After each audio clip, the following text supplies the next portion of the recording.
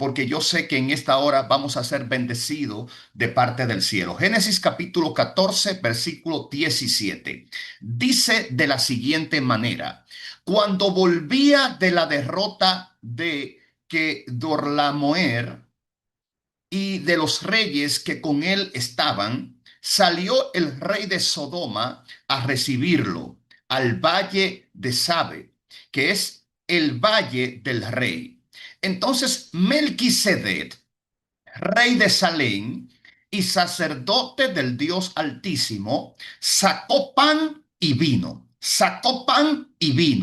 y le bendijo, diciendo: bendito sea Abraham del Dios Altísimo, creador de los cielos y de la tierra, y bendito sea el Dios Altísimo que entregó tus enemigos en tu mano. Y le dio a Abraham los diezmos de todo. Y le dio a Abraham los diezmos de todo. Diezmos sin maquillaje es el tema de esta miniserie que vamos a estar trabajando durante 3 lunes aproximadamente. Y yo quiero, por favor, presentarle la agenda para que usted anote el programa de esta enseñanza. Hoy no traemos diapositiva, sino que usted, ¿verdad? Va a tomarse un poquito más de esfuerzo y va a comenzar a escribir. Para esto también le enviamos la videoconferencia para que usted pueda disfrutar y pueda tomar anotaciones. Entonces, la agenda de esta miniserie es: vamos a estar tocando un primer punto y vamos a estar definiendo qué significa la palabra maquillaje.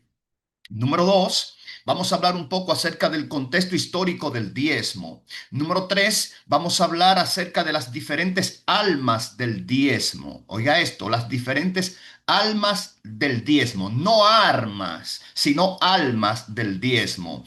Y vamos a ver con cuál de ellas tú te identificas. Número 4, vamos a hablar acerca del diezmo, el agua y el pan. El diezmo, el agua y el pan. Número 5, vamos a hablar acerca de los retenedores del diezmo. Número 6, en esta agenda vamos a estar viendo el camino del diezmo. Número 7, vamos a estar hablando también acerca del tema: tú determinas cuánto es suficiente. También vamos a tener un tópico acerca del diezmo del Nuevo Testamento o solo del Antiguo Testamento. El diezmo del Nuevo Testamento o solo del Antiguo Testamento.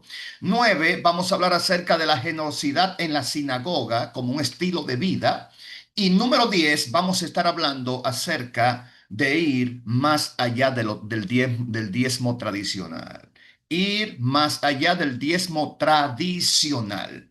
Entonces, comencemos con el primer punto. ¿Qué significa la palabra maquillaje? Yo sé que muchos de ustedes, especialmente las mujeres, saben lo que significa la palabra maquillaje, por lo menos en la práctica, ¿verdad? La palabra maquillaje tiene su origen en el idioma francés. Deriva del término maquillaje, que significa acción de maquillar. A su vez, proviene del verbo francés maquiller, que originalmente significaba pintar el rostro o disfrazar, posiblemente influenciar por masque, es decir, máscara. Esto apunta a un vínculo con el concepto de cubrir o embellecer el rostro, como se hacía en los teatros o en los festivales. Hoy en día, el maquillaje se entiende como el conjunto de productos cosméticos usado para embellecer, corregir o realzar los rasgos faciales y corporales. Es decir, cuando hablamos de diezmo, es decir, cuando decimos que vamos a estar hablando entonces de un diezmo sin maquillaje, nos referimos al diezmo sin disfraz, sin máscara. Es decir, vamos a estar tratando el diezmo de manera clara, como está en la Biblia, ¿verdad? De manera clara como está en la Biblia. Entonces, ya hemos definido la palabra maquillaje. Número 2, hablemos un poquito acerca del contexto histórico del diezmo.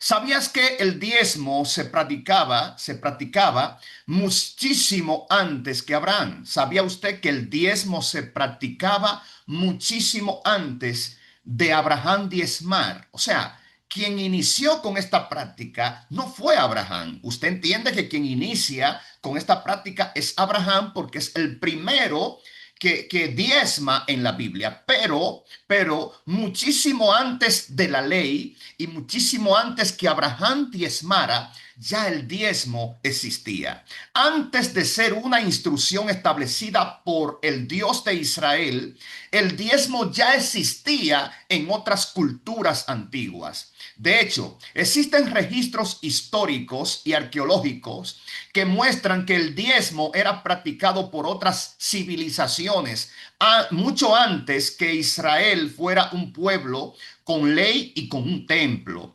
Veamos dos de los diezmos más conocidos fuera del contexto bíblico. Escuche, número uno, el diezmo entregado a los reyes, monarcas o emperadores. El diezmo entregado a los reyes, monarca o emperadores. Muchas culturas del antiguo o Medio Oriente, como en Babilonia, Asiria y Egipto, el diezmo era una forma de impuesto obligatorio. El diezmo era una forma de impuesto obligatorio. Por eso que hoy en día se dice que el diezmo es obligatorio y que las ofrendas son voluntarias. Ya eso existía, repito, en lugares como Babilonia, Asiria y Egipto, entre otras.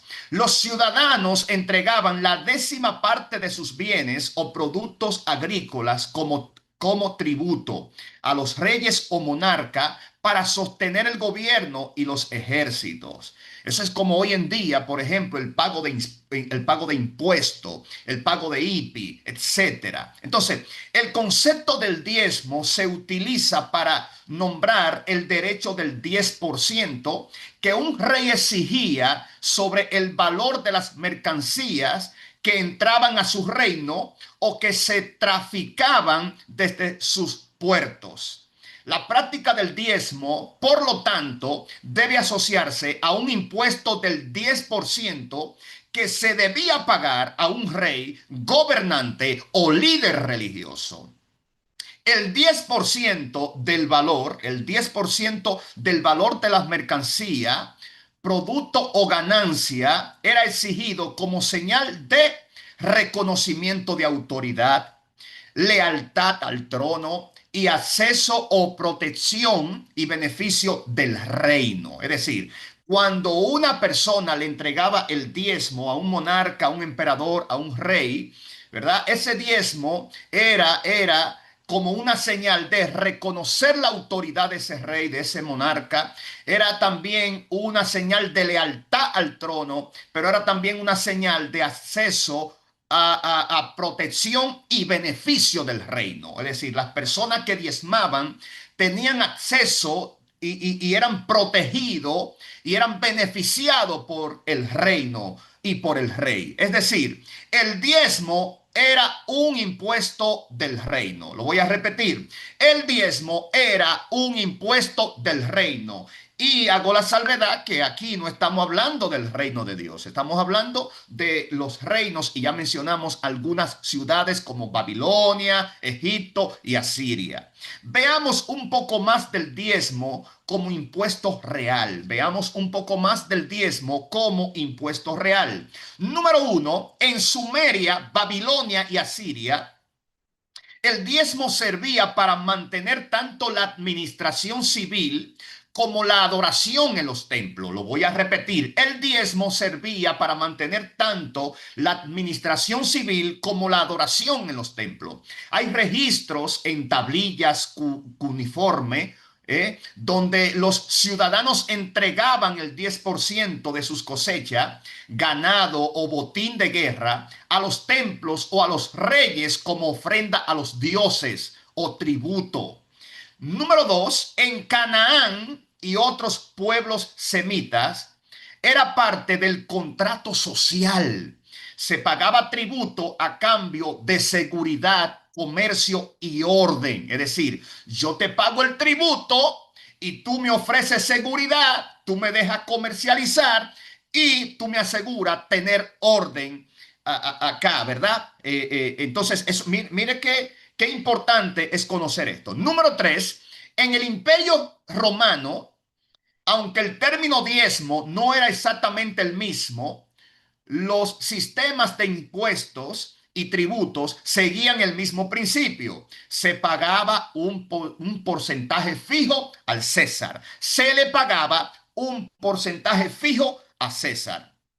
César el emperador, ¿verdad? César el emperador. Este diezmo no era voluntario ni espiritual. Lo repito, este diezmo no era voluntario ni espiritual, sino una obligación política y social. Una obligación política y social.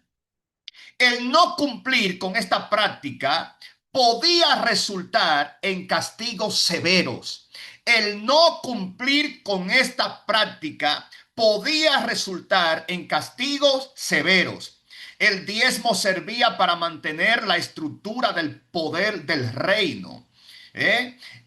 Financiar guerras, palacios y estilo de vida lujoso de la realeza. Es importante hacer la salvedad que aunque la práctica de dar el diezmo al rey era común, Dios no se inspiró en esa injusticia para establecer su principio. Lo que Dios hizo fue redimir ese concepto y darle un propósito santo, cuidar a los levitas, cuidar a las viudas, cuidar a los huérfanos y a los extranjeros, que es el propósito principal del diezmo. Así es que en diezmo sin maquillajes vamos a hablar el diezmo de manera clara, de manera clara. En el reino de Dios, el diezmo no es un impuesto forzoso, te lo voy a repetir. En el reino de Dios, el diezmo no es un impuesto forzoso.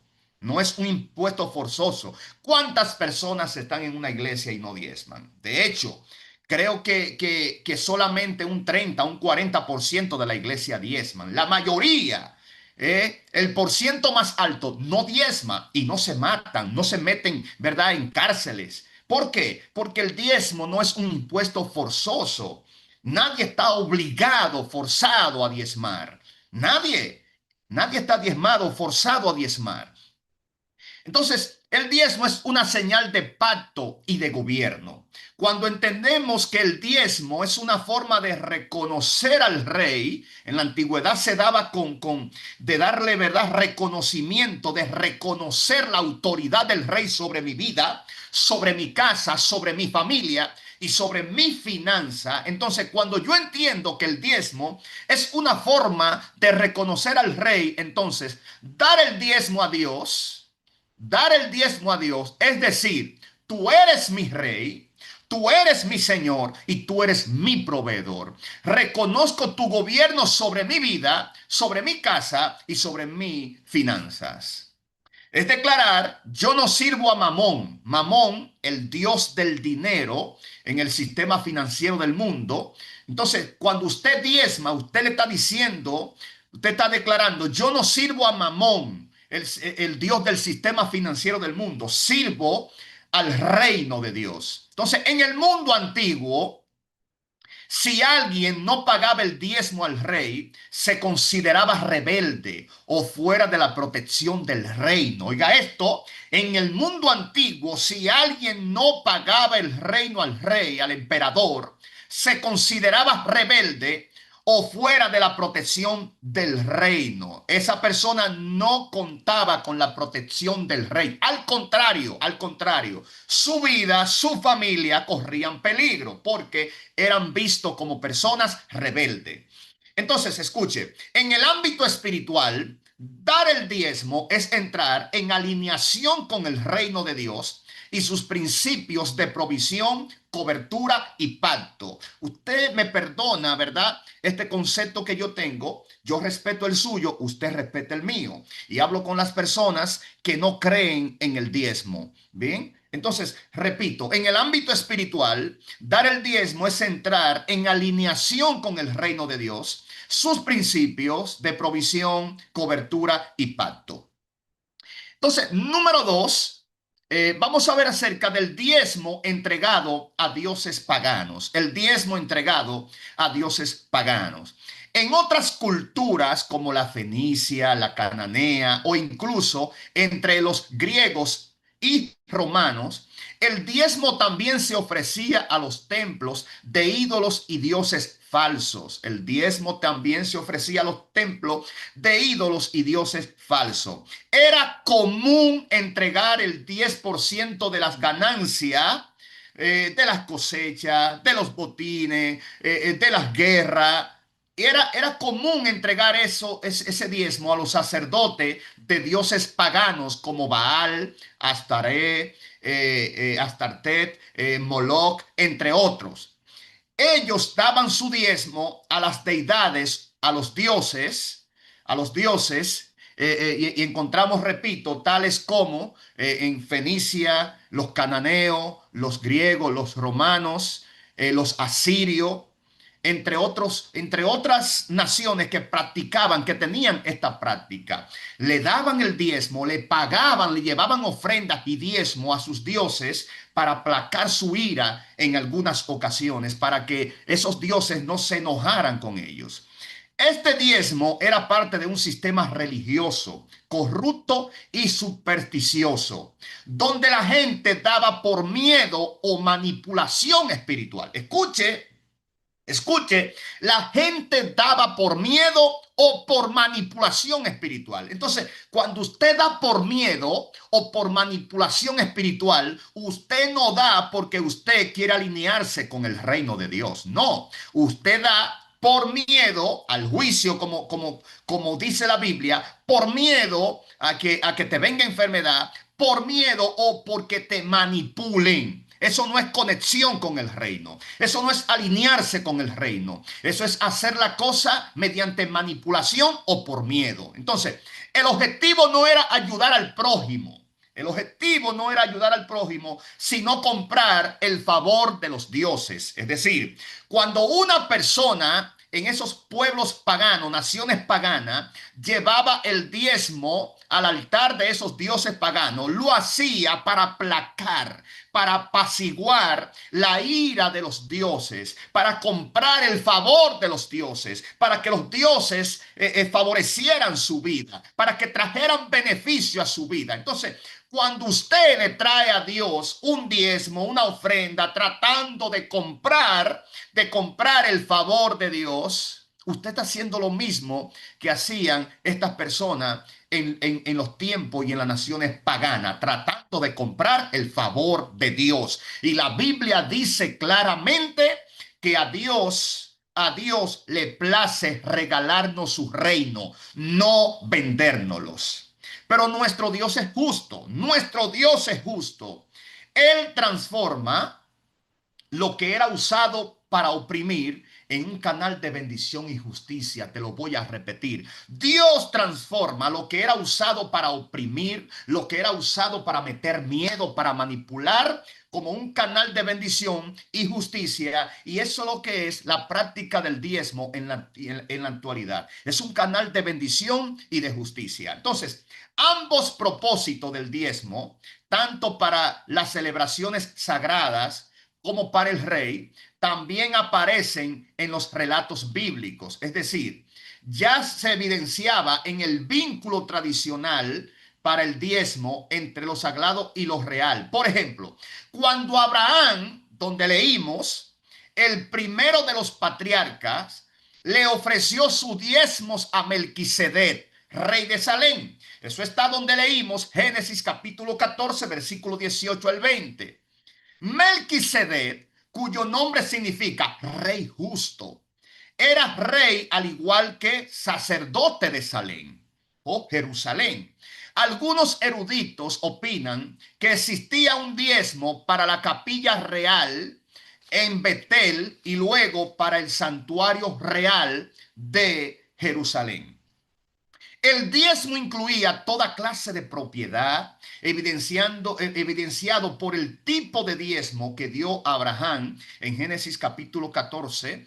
El diezmo en Mesopotamia se daba de todo producto agrícola, ganado, ovejas, esclavos, asnos, lana, tela, madera, plata, oro y otro metal. Los libros de Levítico y Deuteronomio detallan la mayoría de los objetos comunes en Israel como ilustración del diezmo. Entonces, cuando Dios llama a un caldeo llamado Abraham, en un momento dado, Abraham tiene una victoria en una batalla y va y le entrega los diezmos a Dios. ¿Se da cuenta? Yo quiero que usted note esto claramente. Ponga atención aquí, por favor.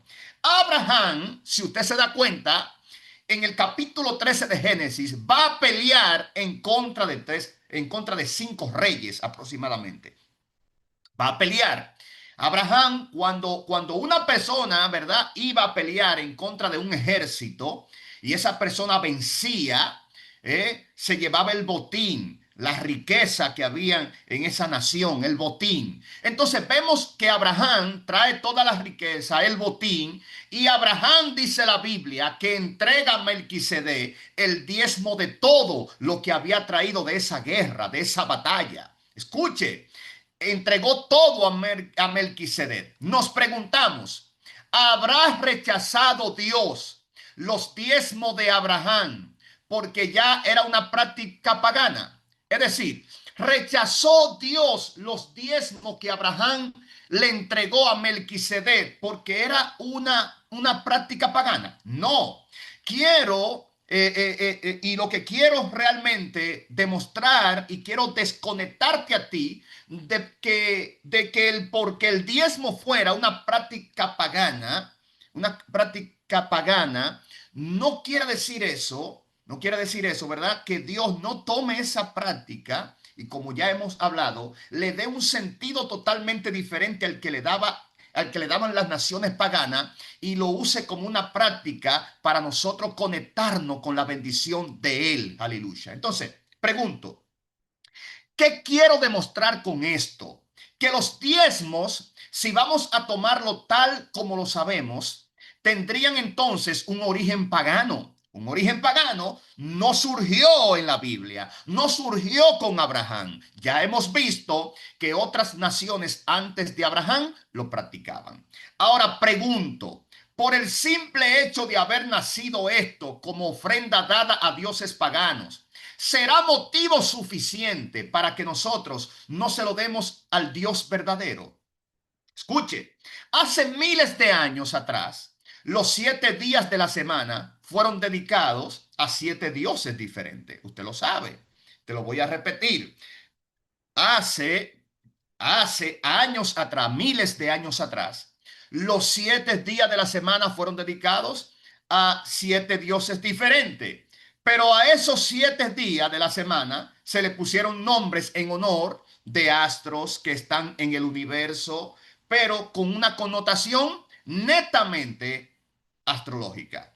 El lunes fue instituido en honor a la luna, porque decían que la luna nos produce influencia. Entonces, ¿qué más, qué mayor nombre que ponerle en este caso, ¿verdad? Al, al lunes, que es el día comercial o el inicio de la semana comercial. ¿Qué más, qué nombre más adecuado para ponerle que el lunes? Porque la diosa luna producía influencia en la persona. Entonces, para tener energía, para tener fuerza, le ponen lunes en honor a la diosa luna, que una de sus funciones o de sus características era producir influencia, fuerza en las personas. Entonces, de acuerdo a cómo se mueve, es como te irá a ti en esa semana. Es decir, de acuerdo a cómo tú te hayas levantado, a la energía que te dio la luna, te va a ir en el resto de la semana, en ese mes o en ese año. Saturno. El martes se le pone el nombre en honor al dios Marte, al dios romano Marte, que es el dios de la guerra, el dios de la guerra. Escuche, escuche. Por eso, cuando una persona nacía en día Marte, si era varón, generalmente lo consagraban para la guerra, porque Marte es el dios de la guerra, el dios romano de la guerra. Lo preparaban para la guerra, lo preparaban, ¿verdad?, para hacer para la milicia. El miércoles es en honor a Mercurio, el dios del comercio y mensajero de los dioses. El jueves en honor a Júpiter, el dios del trueno y gobernante del panteón romano. El viernes en honor a Venus, diosa del amor y la belleza, la fertilidad. Venus, diosa del amor, de la belleza, de la fertilidad. Por ende, se entendía que toda niña que nacía en día viernes era bendecida con la fertilidad, era bendecida con el amor, con la belleza. Y si esa niña, cuando era grande, se salía de las manos de Venus, ¿verdad?, se convertía, por ejemplo, al evangelio, entonces Venus atacaba a esa niña, atacaba a esa persona, ya mujer adulta, con infertilidad, con desamor, con soledad. Entonces, eso se entendía. El sábado era en honor a Saturno, dios de la agricultura y el tiempo. Y el domingo en honor al dios Sol. Escuche, en honor al dios Sol. Pero no por esas causas vamos a dejar de mencionar los días de la semana. Es decir, no porque el lunes fue puesto en honor a la diosa Luna y el martes al dios Marte. En el caso mío, por ejemplo, no es que Elvis, si alguien me pregunta qué es hoy, yo le voy a decir, hoy es el primer día de la semana laboral. Porque no quiero mencionar lunes. No, lo mencionamos a cada instante. Lo decimos a cada momento. Cuando alguien dice, ¿qué día es hoy? Tú dices, hoy es jueves.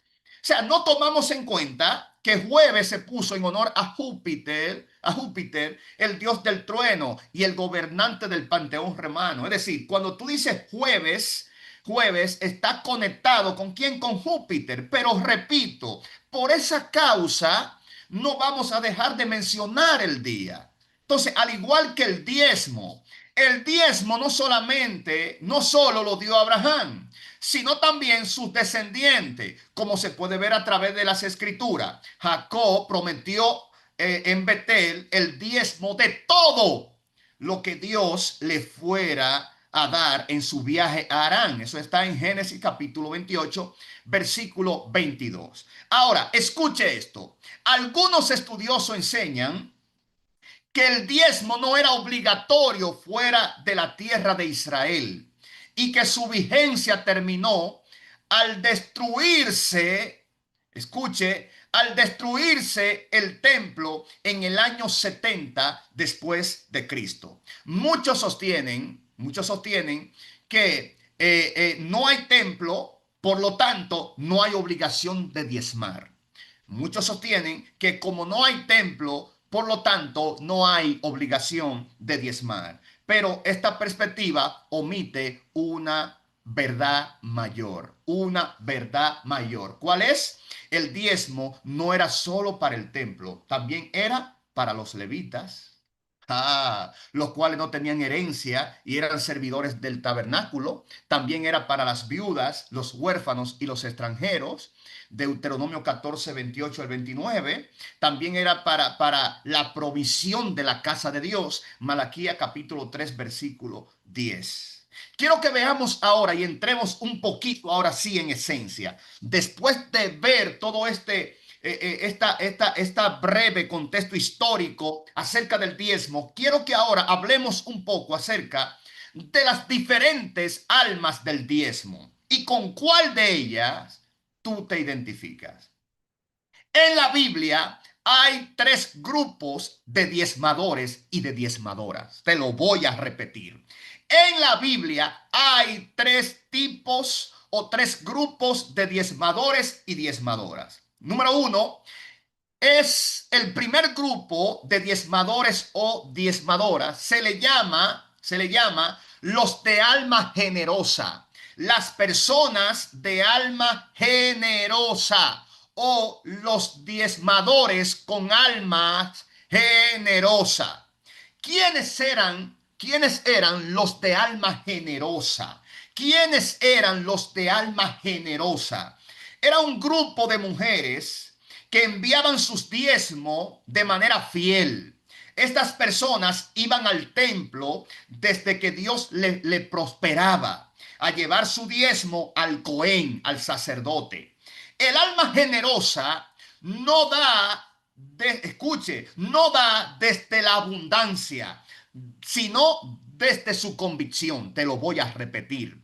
El alma generosa, es decir, estas mujeres, que eran mujeres, no daban desde la abundancia, sino desde su convicción. Escuche, generosidad no es cantidad. Te lo voy a repetir. Yo quiero, ya ahora esto comienza a ponerse sabroso. Generosidad no es cantidad. Escuche, es la calidad de entrega y actitud del corazón. Eso es generosidad. Generosidad es la cantidad, la calidad de entrega, y actitud del corazón. En la cultura hebrea se entendía que la generosidad era una extensión de la justicia de Dios. Te lo voy a repetir. En la cultura hebrea se entendía que la generosidad era una extensión de la justicia de Dios, es decir, sedacá. Por eso los generosos eran considerados, o las generosas eran consideradas justas, porque suplían la necesidad de los demás con fidelidad. Suplían la fidelidad de los demás con fidelidad. Dios había establecido al pueblo, escuche bien, Dios había establecido al pueblo el ir al templo 3 veces al año. Eso está en Deuteronomio capítulo 16, versículo 16 al 17, para los que llevan anotaciones. Dice: 3 veces cada año aparecerá todo varón tuyo delante de Jehová tu Dios en el lugar que él escogiere, en la fiesta solemne de los panes sin levadura. Esto involucra la misma celebración de Pesach, en la fiesta solemne de la semana o Pentecostés, en la fiesta solemne de los tabernáculos. Y ninguno se presentará delante de Jehová con las manos vacías. Yo quiero que usted entienda esto, por favor. Dios le dice a los padres, Dios le dice al pueblo, Dios le dice a las familias, aleluya. Y Dios te está hablando a ti en esta hora. Escucha, Dios le dice: 3 veces ustedes se presentarán delante de mí en la fiesta de los panes sin levadura, en la fiesta de Pentecostés y en la fiesta de los tabernáculos. El Señor dice: y ninguno se presentará delante de mí con las manos vacías. Es decir, cada uno con la ofrenda de su mano, conforme a la bendición de Jehová tu Dios, que Jehová tu Dios te hubiere dado. No te presentes delante de mí con las manos vacías. Nadie podía presentarse delante de Dios con las manos vacías.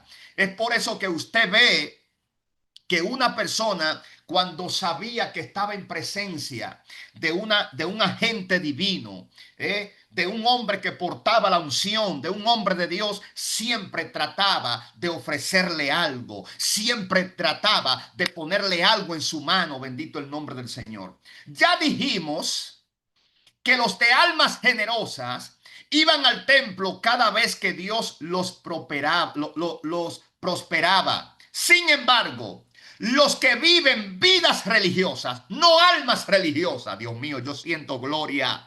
Los que viven vidas religiosas, no que tienen almas generosas, solo van a la iglesia cuando hay actividades. Pero los que viven vidas activas, los de alma generosa, no solo asisten en los tiempos de festividades. Usted tiene que entender esto, por favor. Es decir, Dios había dicho: 3 veces se presentarán, aleluya, todo varón. 3 veces al año debían presentarse. Pero ¿sabe qué? Los de almas generosas no se presentaban 3 veces al año al templo.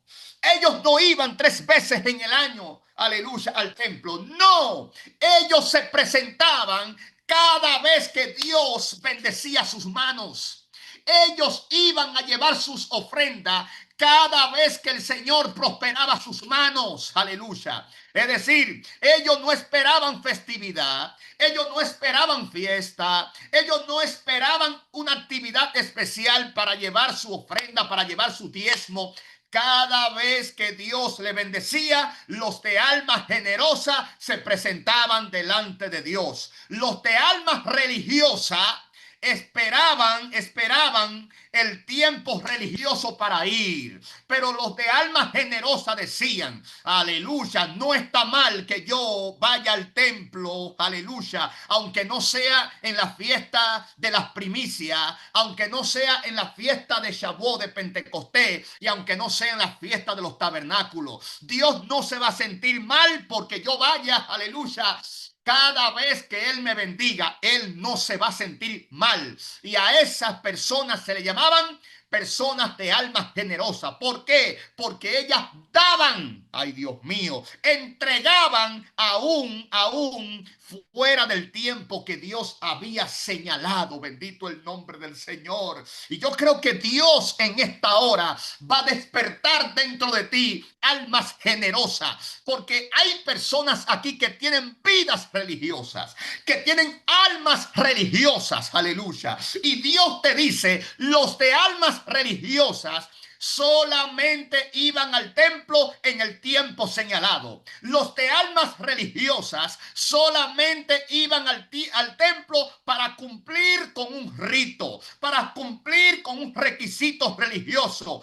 Pero los de almas generosas, aleluya, iban al templo a llevar sus ofrendas, sus diezmos, cada vez que el Señor bendecía sus manos, cada vez que el Señor prosperaba sus manos, aleluya. Ellos eran los de almas generosas, aleluya. Escucha bien, los de almas generosas no solo asisten en los tiempos de festividades, sino que iban desde que recibían la bendición de Dios, porque ellos deseaban estar en la presencia del Señor. Por eso el salmista Masquil dijo en el Salmo 42, como el siervo brama por las corrientes de las aguas, así clama por ti, oh Dios, el alma mía. Cuando vendré y me presentaré delante de Dios, anda la requenta. El de alma generosa, aleluya, decía, Señor, cuando vendré y me presentaré delante de ti. Súplele a mis manos para presentarme delante de ti. Bendice mis manos porque mis pies quieren correr hacia tu presencia. Bendice mis manos porque mis pies quieren ir hasta tu santo templo. Aleluya. Esos son los de alma generosa, los de almas religiosas. Dios lo bendecía escuche bien, Dios lo bendecía en enero. Pero ellos decían no, el problema es que en abril es la fiesta de las primicias, la fiesta de los panes sin levadura. Yo no tengo que subir en enero, aunque Dios me haya bendecido en enero.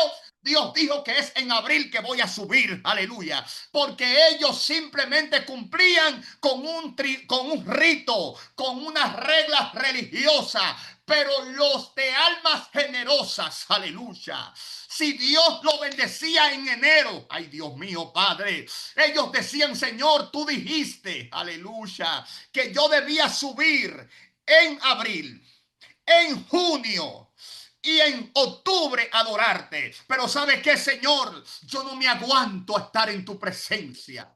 Yo no me aguanto, no puedo esperar 3, 4 meses más. No puedo esperar, mis pies quieren correr hacia tu templo. Me voy a presentar delante de ti. Aleluya, aleluya. Esos son los de alma generosa, aquellos que se salían del rito religioso, aquellos que se salían del ritual, aleluya, y venían con devoción delante de la presencia del Señor. Escuche, se conocía en Israel a este grupo de mujeres, repito, como alma generosa.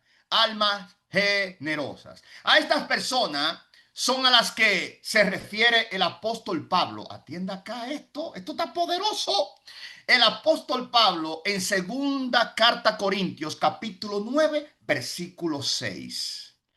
Pero esto digo, dice Pablo, el que siembra escasamente, también segará escasamente. Y el que siembra generosamente, Pablo le está hablando a los de alma generosa, a los que tienen almas generosas. Ay, Dios mío.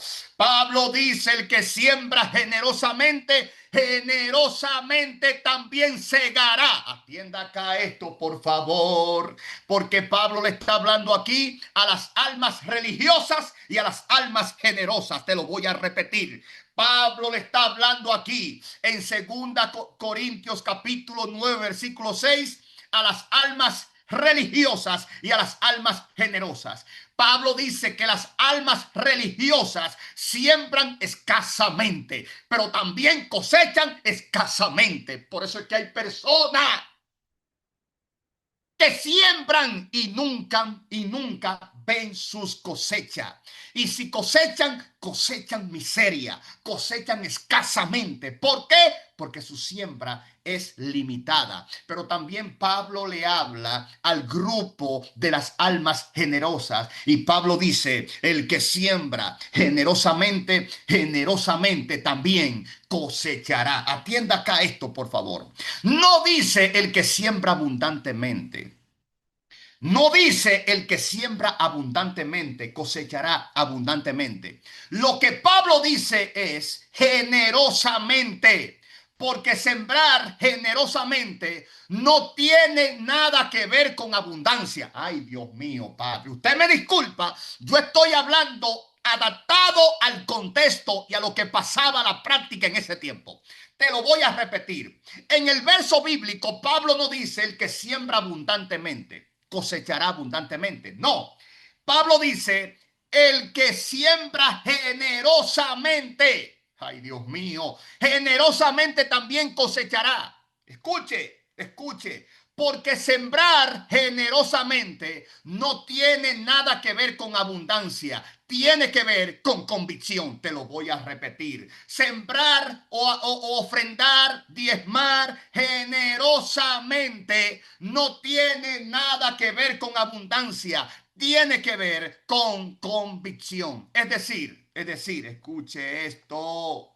El apóstol no está hablando de cantidad, sino de la intención del corazón. Abundancia tiene que ver con cantidad. Ay, Dios mío. Generosidad tiene que ver con la intención del corazón. La generosidad está vinculada a una actitud interna de fe y entrega, mientras que la abundancia se relaciona con cuánto se tiene, con cuánto yo tengo. Puede ser abundante, pero habla de cantidad. La generosidad habla de calidad.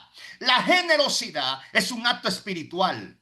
No depende de los recursos materiales, sino de la disposición de obedecer y honrar a Dios con lo que se tiene. Una persona con abundancia puede dar grandes cantidades sin fe o sacrificio. Oiga esto, Dios mío. Una persona con abundancia puede dar grandes cantidades sin fe o sacrificio. Y esto no necesariamente refleja generosidad. En cambio, alguien con recursos limitados que da con fe y alegría demuestra verdadera generosidad porque está dando de convicción, con convicción. Es posible ser rico y no ser generoso. Te lo voy a repetir. Es posible ser rico, tener en abundancia y no ser generoso. Bendito el nombre del Señor. En Mateo capítulo 12, versículo 41 al 44, los ricos echaban muchas ofrendas, dijo Jesús. Muchas ofrendas, grandes cantidades, abundancia. Pero la viuda solo tenía 2 blancas.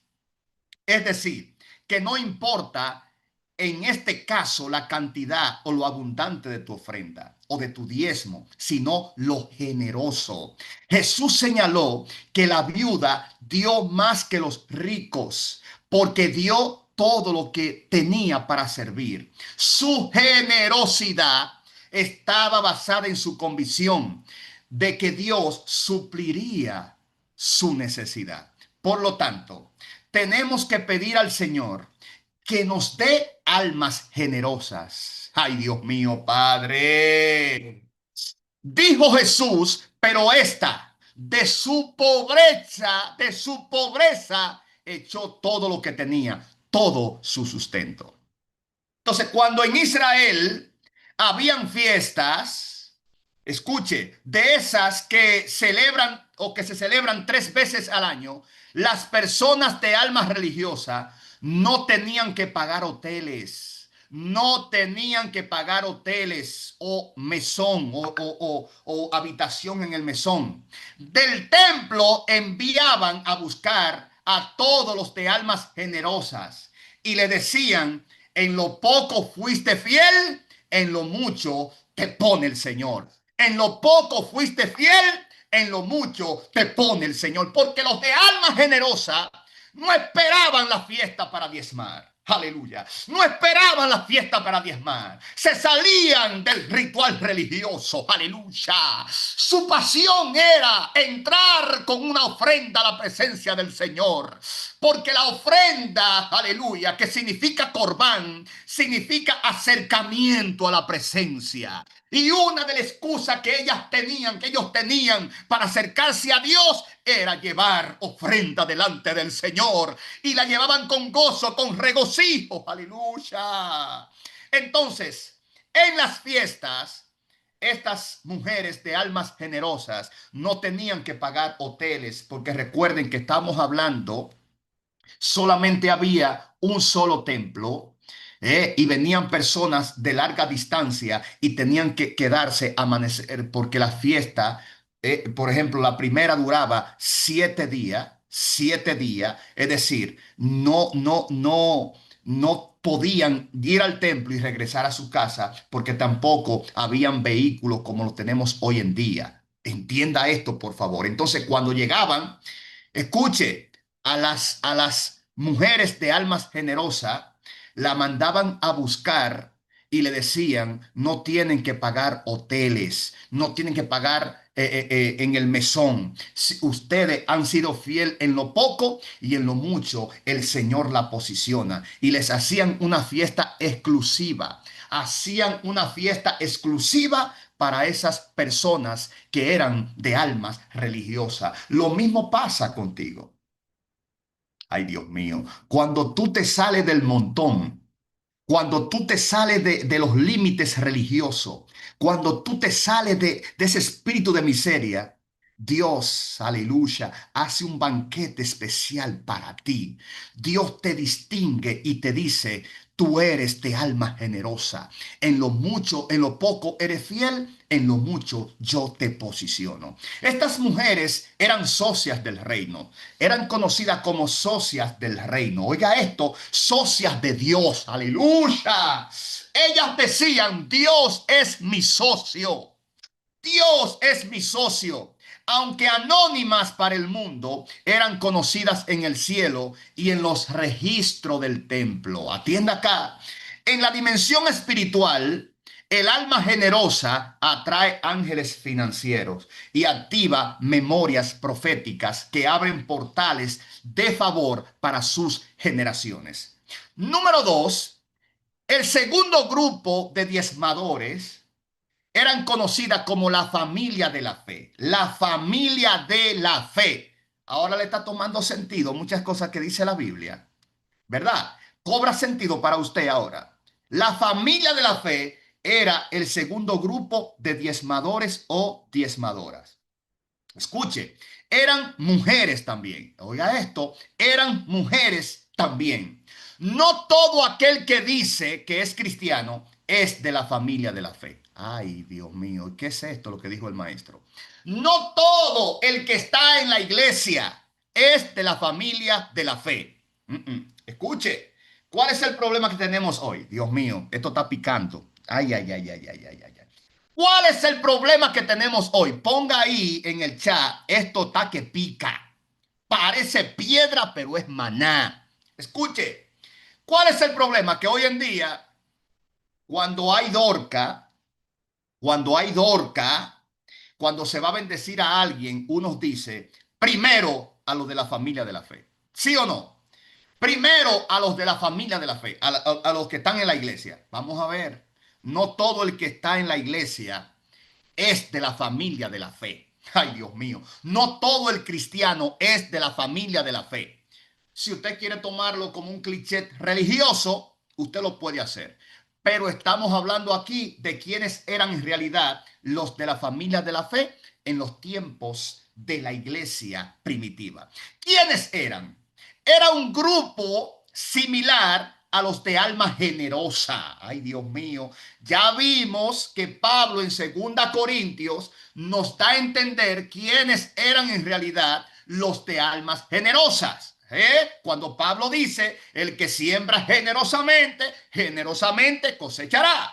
Ahora vamos a ver quiénes eran los de las familias de la fe. Estamos hablando las almas del diezmo, las personas que diezmaban en los tiempos bíblicos. Entonces, las familias de la fe o la familia de la fe, ¿quiénes eran? Escuche, repito, era un grupo similar a los de alma generosa, las cuales fueron las formadoras de este grupo conocida como familia de la fe. A estas personas, si en algún momento les faltaba el pan, iban al templo, escuche, iban al templo y en el templo les daban el pan. Es decir, a los de la familia de la fe, cuando iban al templo, en el templo le daban pan a los de la familia de la fe. Pero después que el templo fue destruido y se fundaron las iglesias, ellas llevaban sus diezmos y sus ofrendas a las iglesias. Pero aparte de sus diezmos y sus ofrendas normales, ellas llevaban una ofrenda especial. Dios mío, Padre. Aparte de sus ofrendas y de sus diezmos normales, ellas llevaban una ofrenda especial. Ya estamos viendo que no todo en la iglesia son parte de la familia de la fe, de acuerdo al contexto histórico. Dios mío, yo siento gloria aquí, pero tengo que contenerme un poquito para poder dar todo el material porque ya estamos finalizando en esta primera parte. Escuchen, llevaban una ofrenda especial por si alguien de la iglesia, de la sinagoga o de la comunidad no tenía alguna necesidad o tenía alguna necesidad y ellas entonces la suplían. Es decir, las personas de alma o de las familias de la fe llevaban su diezmo, llevaban su ofrenda, pero adicional, llevaban una ofrenda especial para suplir la necesidad de alguien que tenía una necesidad. Pablo se alegró mucho y fue muy favorecido por este grupo de mujeres, señores, lo de la familia de la fe. A esto se debe lo que el apóstol Pablo dijo en Gálatas capítulo 6, versículo 10.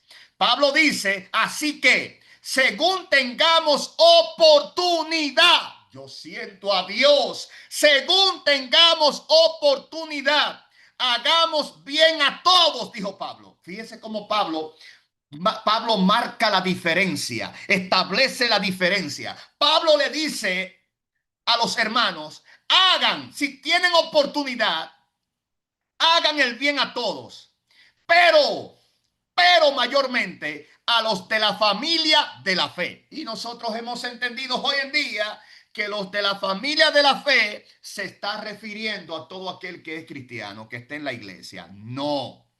Escuche, fíjese que Pablo dice, hagan el bien a todos los que estén en rocío de Dios, háganle el bien, a todos. Pero, pongan primero en la lista a los de la familia de la fe, es decir, aquellas personas, aleluya, que son fieles, llevan el diezmo, la ofrenda de manera normal, pero también llevan una ofrenda especial para aquel que tiene necesidad. Aleluya. Escuche, esto es más que visitar simplemente la iglesia. Ay, Dios mío. Esto es más que visitar simplemente la iglesia. El tú ir a la iglesia en los tiempos de Pablo, tú no eras considerado como parte de la familia de la fe. No, no, no, no. Tú podrás ser considerado parte de la iglesia, pero el grupo de la familia de la fe era el grupo fiel que extendía la mano al necesitado, que aparte del diezmo y de las ofrendas siempre sacaba algo para el que padece necesidad. Eso era el grupo de lo de la familia de la fe. Dios mío, yo siento gloria. Te pregunto, aparte del diezmo, aparte de las ofrendas, tú le extiendes la mano al necesitado, al que está a tu lado, a tu vecino, al compañero de iglesia de tu trabajo que tiene necesidad. Si tú no lo haces y tú no practicas generosidad, tú no eres parte de la familia de la fe, por lo menos en los tiempos del apóstol Pablo. Por lo menos en los tiempos del apóstol Pablo. Así que pertenecer a la familia de la fe se debe ser fiel. Para pertenecer a la familia de la fe se debe ser fiel. Pastor, pastores, esa gente que están en la iglesia, Dios mío, Padre, que no sacan el diezmo normal, ni las ofrendas normales, y mucho menos ayudan al necesitado según el contexto histórico, no son parte de la familia de la fe. Dios mío, yo siento gloria. Yo sé que hay personas ahí que están diciendo, ay, ay, ay, ponga ahí, escriba ahí. Esto está que pica, esto está que pica, pero es lo que te alinea. Estas mujeres no solo diezmaban, eran pilares de sostenimiento en tiempos de crisis. Tenían un corazón sacerdotal, detectaban necesidades y respondían de inmediato. Oiga, detectaban la necesidad y respondían de inmediato. En tiempo de persecución, escuche, o necesidad, eran ellas quienes suplían las redes de ayuda. Tenían redes de ayuda, de protección y provisión dentro de la comunidad. La familia de la fe representa hoy a los creyentes que no solo tienen una membresía en una iglesia, sino una conexión activa con la causa del reino. Son guardianes de la visión, aleluya. Son los que suplen para la visión, son los que bendicen al necesitado. Ellos detectan dónde está la necesidad y extienden la mano, no pasan de largo, no voltean la cara, aleluya. Ellos se identifican con la necesidad, con las miserias ajenas. Su fidelidad financiera no era ocasional. Escuche, era cíclica, constante y consciente. Esto activa sobre ella el principio de cosecha multiplicada. Segunda Corintios 2:10. Muchas veces su fidelidad desbloqueaba bendición para toda la congregación, pues suplían lo que otros no sostenían. ¿Te das cuenta? Ay, Dios mío. Pregunto, ¿eres parte de la familia de la fe en el sentido, en el contexto histórico? O no solo, escuche bien, o solamente asiste a una iglesia. Ay, Dios mío, esto está fuerte. Esto está fuerte. Ya hemos visto que los de la familia de la fe en los tiempos del apóstol Pablo eran las personas que eran fieles. Ay, Dios, esto está fuerte. Yo siento una presencia poderosa. El tercer grupo para finalizar es el grupo, escuche bien, de los verdaderos adoradores. Se da cuenta que ahora como que le está tomando sentido a usted la palabra, ¿eh? Ahora usted sabe quiénes eran los de alma generosa cuando Pablo habla. Usted sabe ahora quiénes eran los de la familia de la fe y ahora vamos a descubrir quiénes eran los verdaderos adoradores. Ay, Dios mío. Pastor, ministro Ignacio Díaz. Ignacio Díaz, ministro Ignacio Hernández, ministro, aleluya, Franklin Pacheco, ministro, aleluya, Alberto Yose, ministro, aleluya, ministra, mi pastora Yaceli Acosta, mi pastora Laura, aleluya, aleluya, mi esposa Daniseira, mi madre Gisela. Oiga esto, oigan esto. El tercer grupo de diezmadores eran conocidos como los verdaderos adoradores. Hoy en día, ay Dios mío, Padre, hoy en día nosotros decimos, somos verdaderos adoradores o señalamos, ese es un verdadero adorador. Ay Dios mío. Y decimos en la iglesia cuáles son los verdaderos adoradores y cuáles son los falsos adoradores. ¿Por qué lo decimos? Porque adora bonito, porque canta, porque entona. Ese es un adorador, esa es una adoradora. ¿Pero por qué lo decimos? Porque canta bonito. Vamos a ver si eso definía un adorador o un verdadero adorador en los tiempos bíblicos. Ay, Dios mío. Los diezmos y las ofrendas son parte de la adoración. En el reino no se puede separar adoración de honra. No se puede separar adoración de honra. Si adoras pero no das, tu adoración es incompleta. Si adoras pero no das, pero si no entrega, tu adoración es incompleta. En Juan capítulo 4 se nos muestra el conflicto entre judíos y los samaritanos. Como los samaritanos no adoraban a Dios en el templo de Jerusalén, no servían, no diezmaban, no ofrendaban. Por eso los judíos no lo aceptaban. Atienda acá. Porque el no diezmar, el no ofrendar y el no servir, como no era en el templo de Jerusalén, ellos no lo hacían.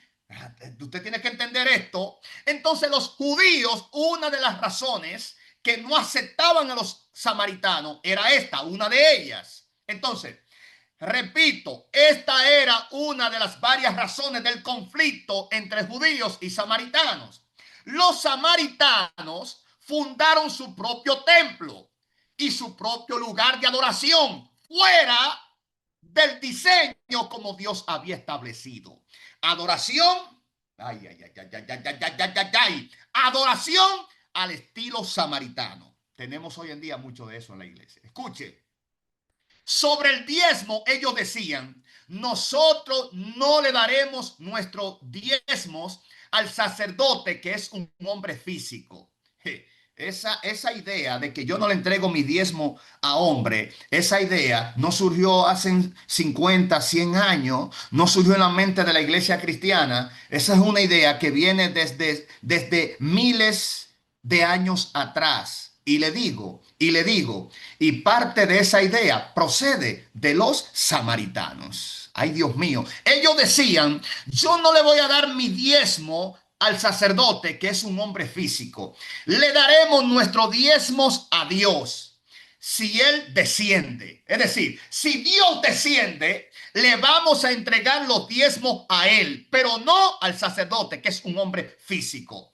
Hoy existen muchos con mentalidad de samaritanos. Muchos dicen, yo no le daré mis diezmos al pastor, porque ¿quién sabe lo que él hará con ese diezmo?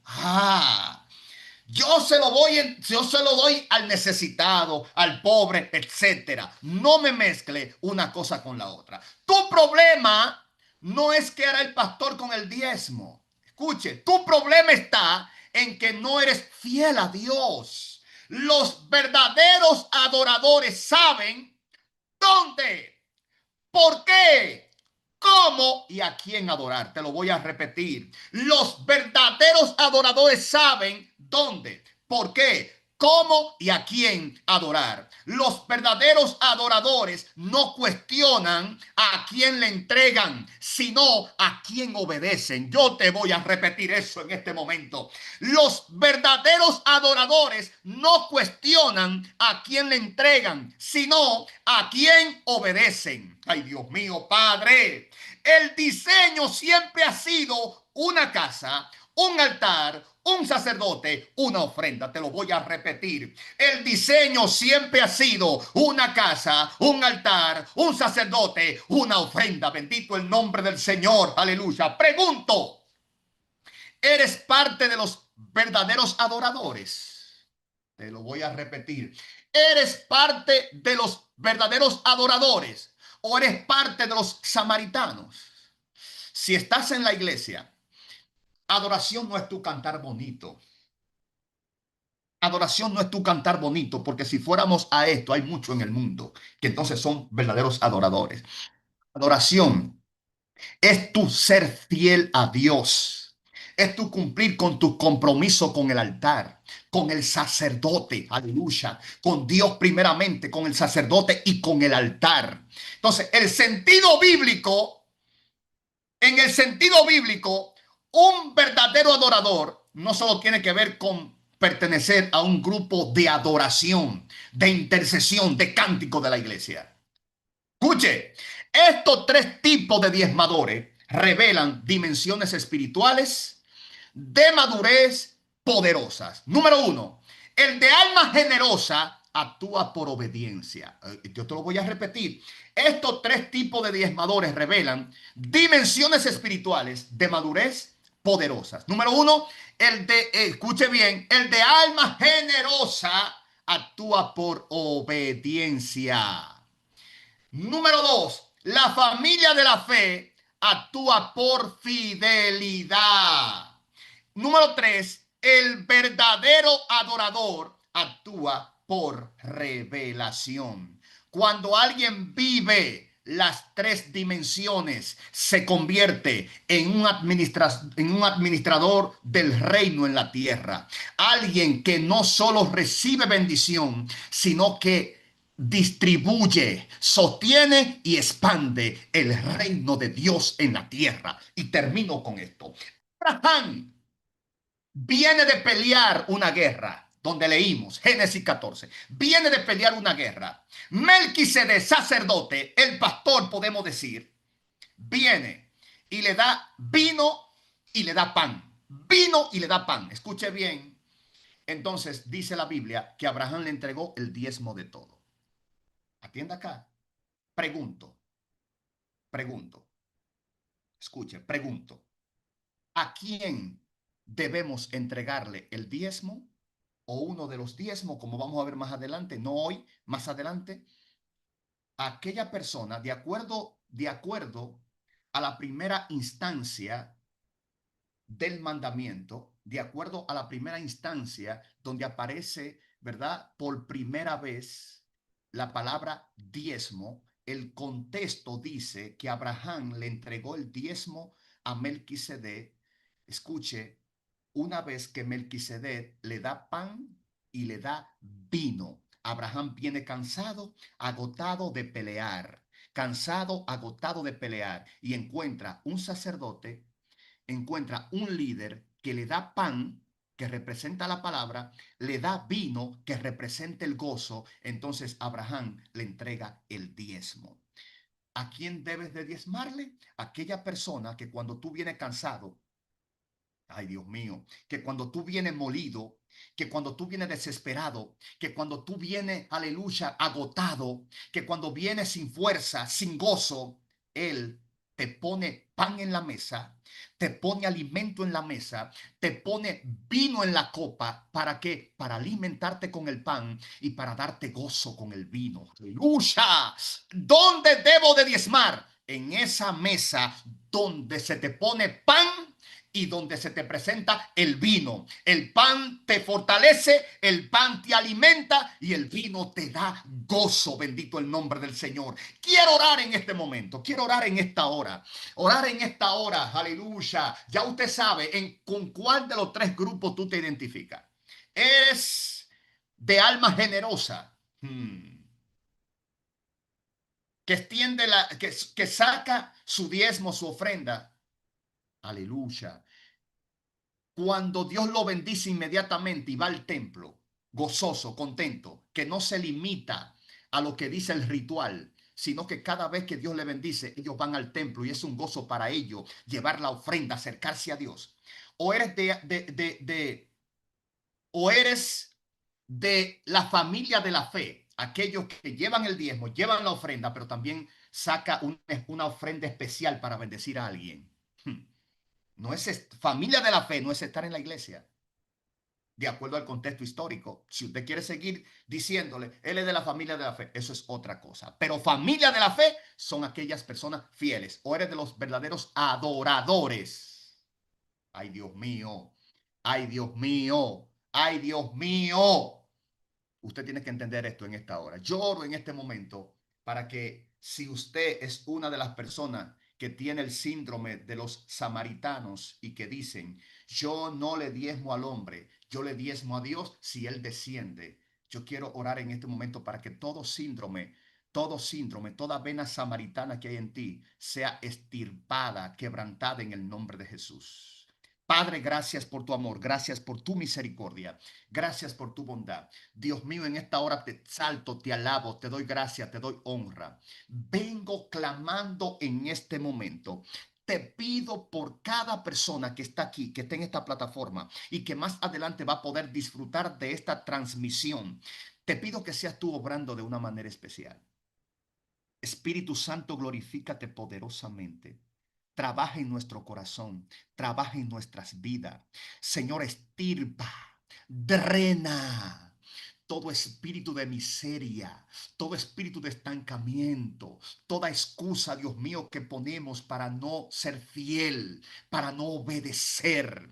Y te pido que seas tú obrando de una manera especial, que podamos entender lo que significa, Dios mío, ser alma, tener alma generosa, aleluya, lo que significa ser parte de la familia de la fe y lo que significa ser un verdadero adorador. ¿Cómo es posible, Señor, que hoy tenemos personas que se dicen ser parte de la familia de la fe, pero no extienden la mano al necesitado? Personas que hoy en día dicen que son verdaderos adoradores, aleluya, Dios mío, pero pasan de largo cuando hay una necesidad, no ofrendan, no diezman, aleluya. Padre, glorifícate de una manera especial. Dios mío, que nuestros corazones sean ministrados por esta palabra que tú has traído en el día de hoy. En el nombre de Jesús, amén, amén. Paz y bendiciones, mis amados y amadas. Nos encontramos el próximo lunes con la segunda parte de esta miniserie Diezmos sin maquillaje. Shalom, shalom, y proclamo la bendición de Dios sobre tu vida, sobre tu casa, sobre tu familia y sobre tus